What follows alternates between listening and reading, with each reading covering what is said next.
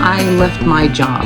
I quit my job and decided I need to do something else for my own health, and I am going to become a solo entrepreneur. So was it as easy as that? Just like, okay, I'm done, good, everything's great? No, I have to be completely honest and say this was slightly terrifying and really, really, really scary.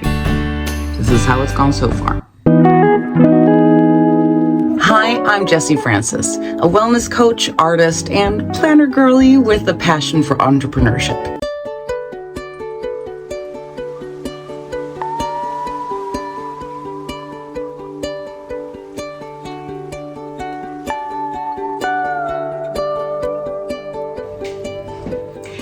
Welcome back to the channel. So about a year ago, things changed pretty drastically for me life-wise, and I thought I would get a little bit into that and talk about it.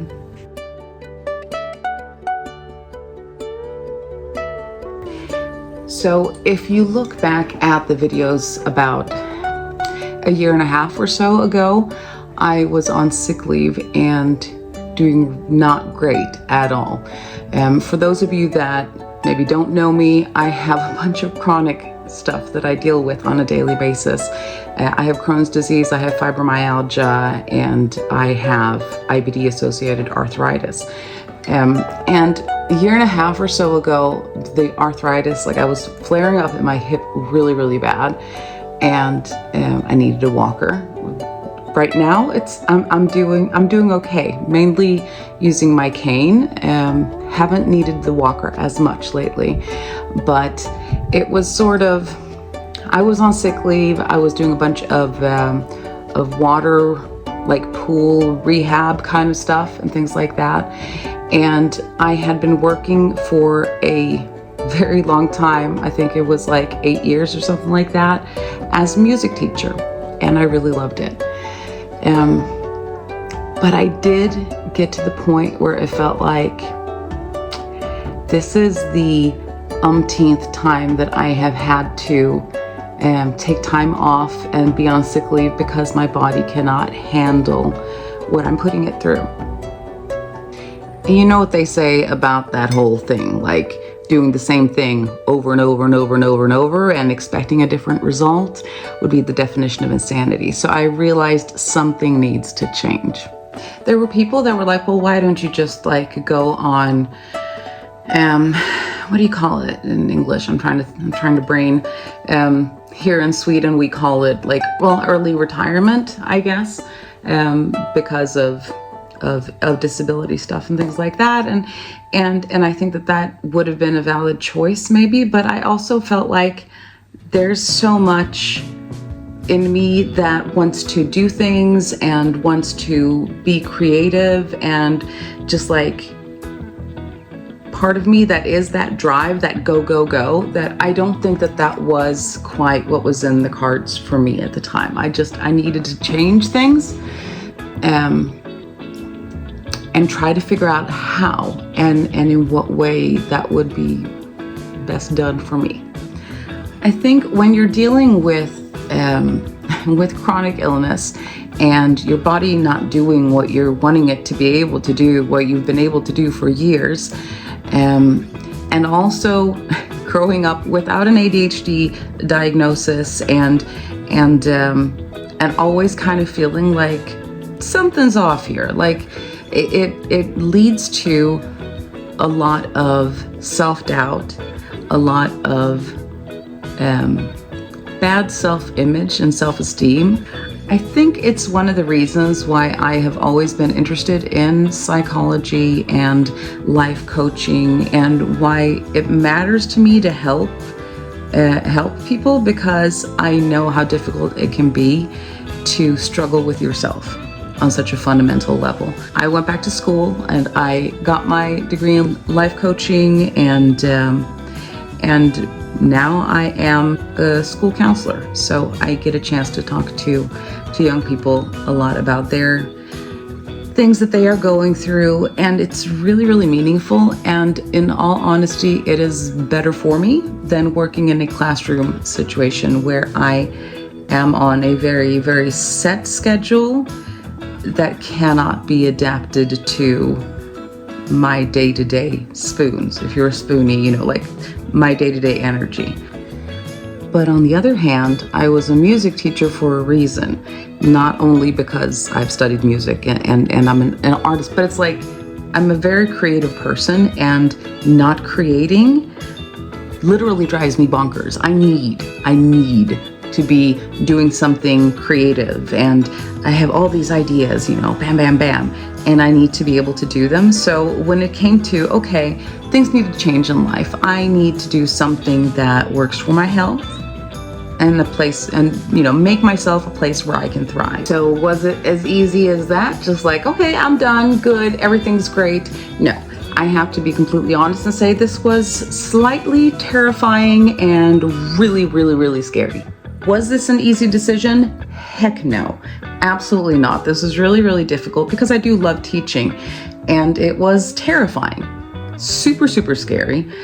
Going from having a job, having a 100% salary, and going down to not being teaching anymore, it was a very, very big change because I only do the counseling part-time, and the rest of everything that I do is freelance and my business.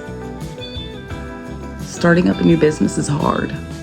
On the plus side, I have to say, and that's a bit of a cheat maybe, is that I have been working as a voiceover artist since I was 8 years old. So I do have, not as much as before possibly, but like I still do voiceover work, which is a partial income, more or less monthly. So that's not totally from scratch. But in regards to my Etsy store and nail clients and all of that stuff, it's been very much a trying to sort of grow a business and see what direction it takes. And I have to say, I'm in a different place now than I thought that I would be a year ago when I started it. I think I have more of a clearer picture of what I want my business to be. And so I think if you're in a spot where you have ideas, you want to go for it, like making a plan is always great, but maybe being aware that the plan can change and it can adapt. For me, that has looked like changing my brand name for my store from Calling Eve to Peace and Whimsy Co. And I'm really excited because I feel like I'm sort of growing into the brand more, and it is becoming more me, more what I love and what sort of gives me sparkle in everyday life. So throughout this year, like a lot of stuff has changed in how I am doing my business. I love that I am doing it. Still not at that point where things are easy financially. I think that takes a while, and I am really, really lucky in having my part-time job still.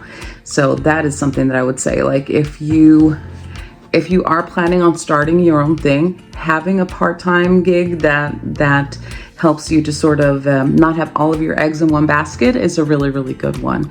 I've kind of tried to diversify in that sense that I have an income from the school still, where I'm working as a counselor. I still have my voiceover stuff that gives me some money. I sing and I perform virtually.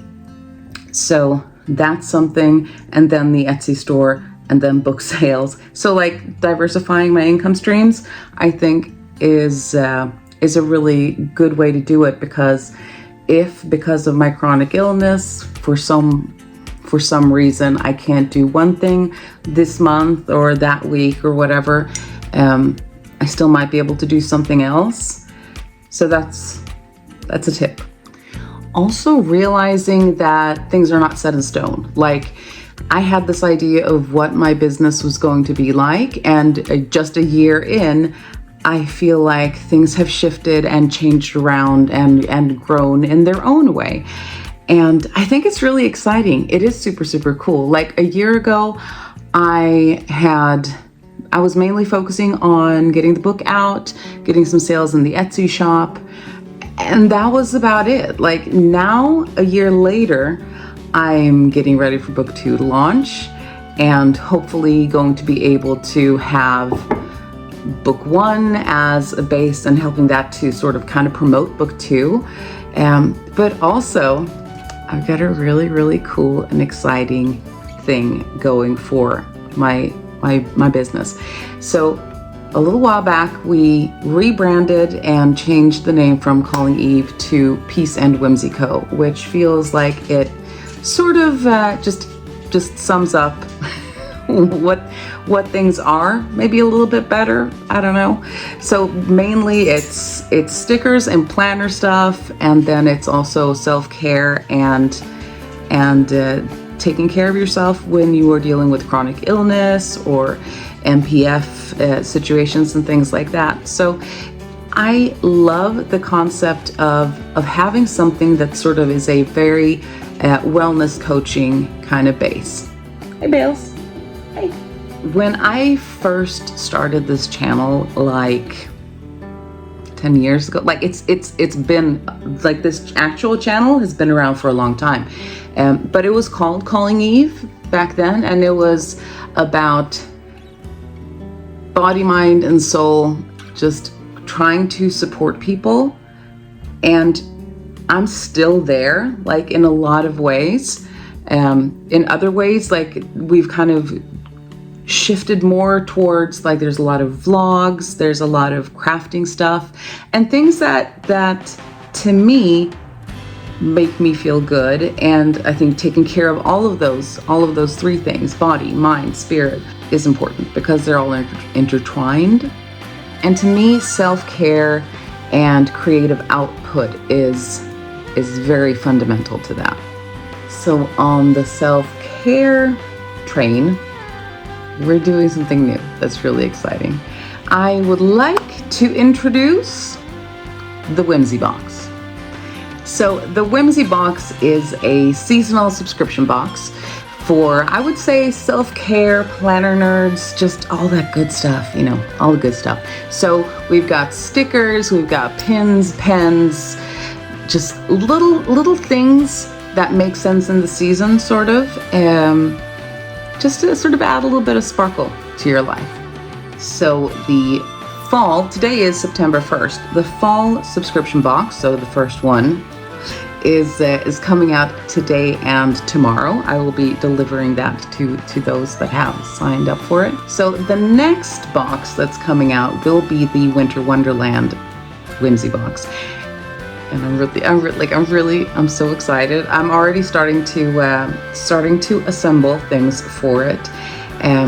And I will be sending more information in my newsletter. So if you guys are interested and you want to know where you can get your own Whimsy Box, I would say sign up for the newsletter, and you'll be the first to know when more information comes out on that one.